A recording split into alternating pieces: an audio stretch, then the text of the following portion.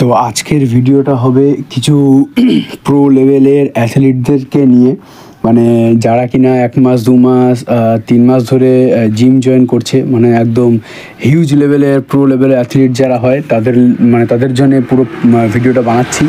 তো জিমের মধ্যে কিছু কিছু এমন প্রাণী দেখা যায় যাদের কিনা তোমার মাসল গ্রোথ সেরকম নেই, তারপরে মাসলের কন্ট্রাকশন বলতে তোমার একটা মাসল যে ধরে কোনো একটা এক্সারসাইজ করবে যে সে ওয়েটটা নড়বে না, সেরকম কোনো কিছু নেই।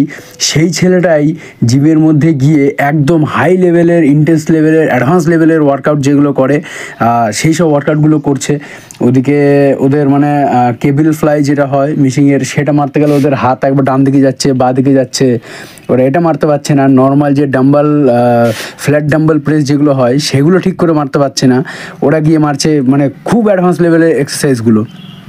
তো এগুলো কি মানে কেমন ধরনের বোকামি বা কেমন ধরনের পাগলামি আমি জানি না, কিন্তু আমার মতে এগুলো একদমই করা ঠিক না। কারণ তোমার যেহেতু এখনও মাসল গ্রোথ সেরকম হয়নি, মাসল একটা ওয়েটকে ঠিকভাবে পাকড়াও করে মারতে পারছে না, সেহেতু তোমার এখন এই জিনিসগুলো করা একদমই ঠিক না।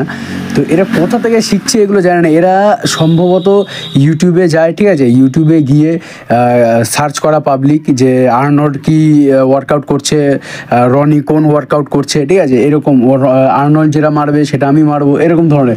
আচ্ছা, ওদের যে বডির অ্যানাটমিগুলো আর আমাদের যে বডির অ্যানাটমিগুলো যে আলাদা বা পার্থক্য, সেটা কি ওরা বুঝতে পারে না? যে ওরা এত বছর ধরে ওয়ার্কআউট করছে, ওরা ইনহ্যান্স রয়েছে, আমরা ন্যাচারাল রয়েছি, এগুলো কি ওরা বুঝতে পারে না? নিয়ে আনখায় আর্নল্ড যেটা মারছে আমিও সেটা মারছি, এরকম ধরনের আর কি ব্যাপার আর কি।